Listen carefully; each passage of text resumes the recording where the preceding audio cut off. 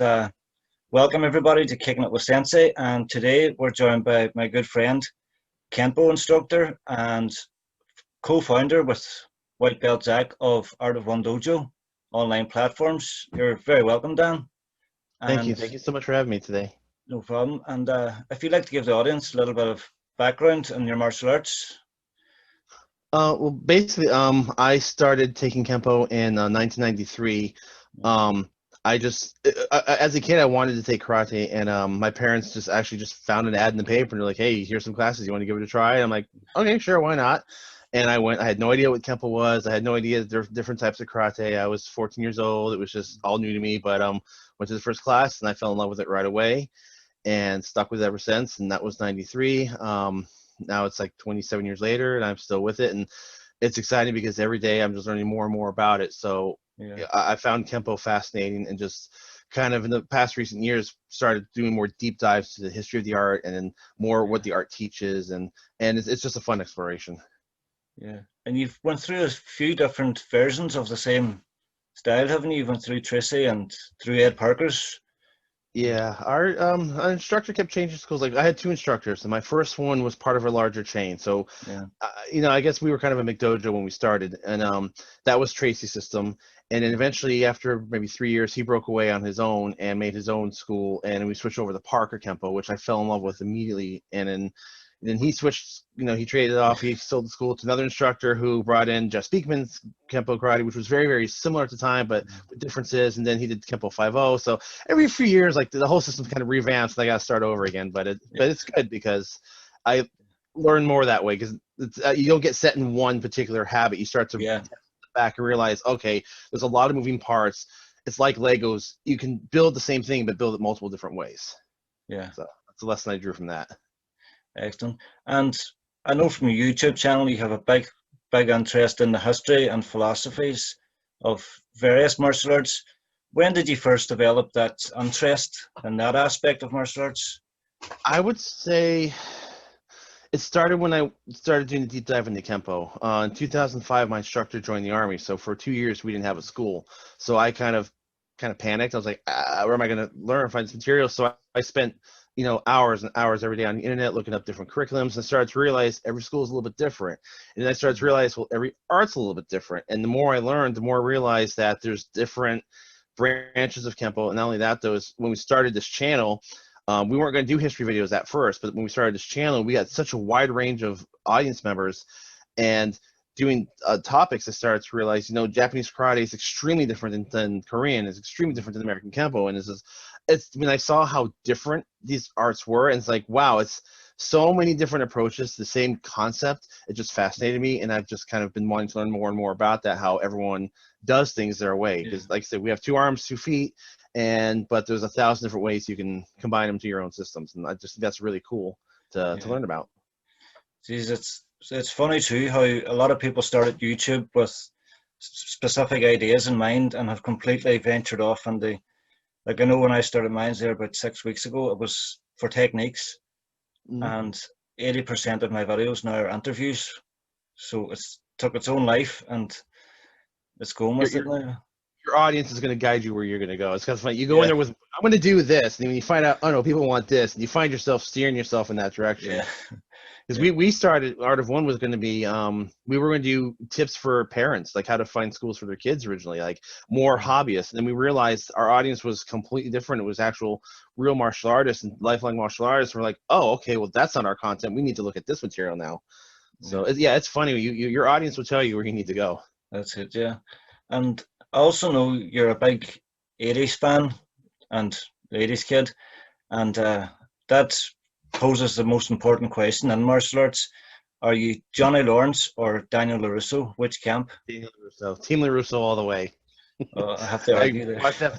Yeah, I love Johnny. I love Johnny now, but the picture we got of him back in the 80s, he was your typical bully bad guy. Now Johnny's very interesting, and I like him now, but I grew up Team Daniel just because, Daniel was the hero, and that's, I think a lot of kids could identify with Daniel being bullied and feeling weak and helpless for, the stronger guy, and that I just still kind of have that. But I love them both. I'm going to say I'm on Team Miyagi-Do.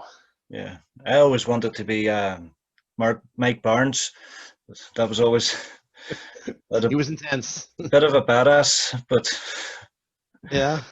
and what's your views on the new Cobra Kai TV series? And do you have any theories on season 3? I love the show. Yeah. I have wanted a Karate Kid 4 ever since Karate Kid 3 came out. And then we got that Hilary Swank movie, and I was like, it's not quite what I wanted. But over the years, I kind of gave up that we were going to get any more. But when Cobra Kai came out, and when I saw that first trailer, I'm like, this is it. They're doing it right. This is the sequel we needed. And I think they've done a fantastic job. It's top notch, and it's one of my favorite shows. And as far as season 3 goes, I don't have theories so much, but more like what I want to see.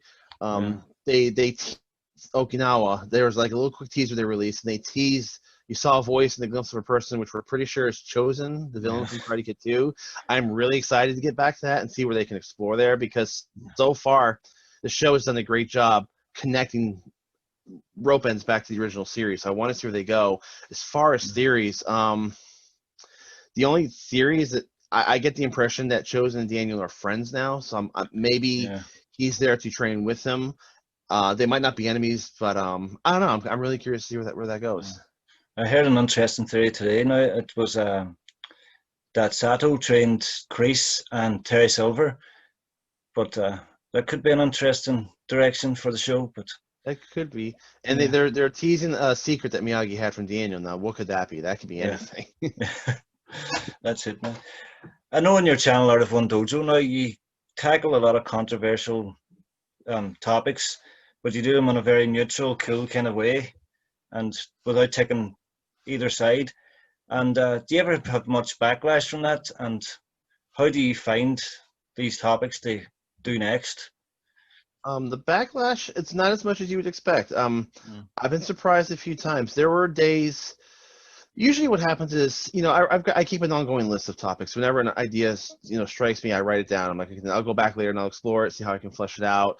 I go to my own training. People will talk. I'm like, okay, that's an interesting idea, and I'll write it down. And I'll watch martial art movies and like the way a character will act or the way art's portrayed. I'll write it down, and then I'll go back and I'll just kind of mull questions over. But every once in a while, like from our viewers, like a lot of people will debate, which is better, mixed martial arts or traditional martial arts. So a topic like that, I stop and like, look, this is something that's really being talked about, and there's such a butting of the heads. Like everybody, you're either on this side or this side, and they get so there's so much animosity between them that I'm like, where's their neutral ground? Where can I find neutral ground in this topic and kind of look at both sides? Because I do believe that there's you've got three sides of every story, side A, side B, and then the third party observer.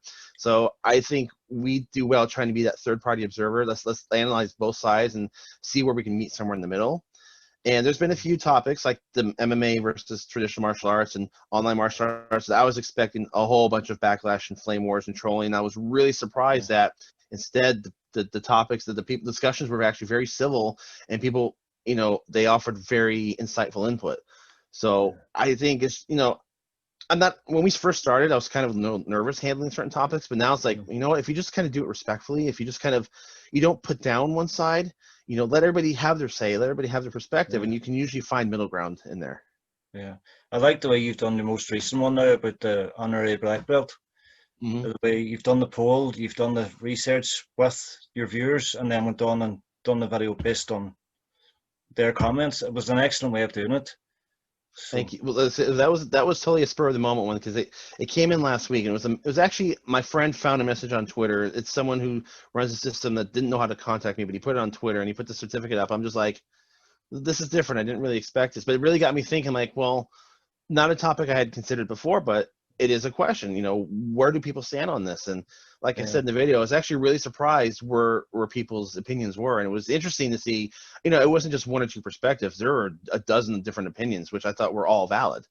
Yeah. So that was kind of a fun one to explore. But that's the type of spur of the moment lessons that I like coming across, because that makes me grow. Because I force myself to sit down and like, okay, what's my approach on this? Where's my stance on this?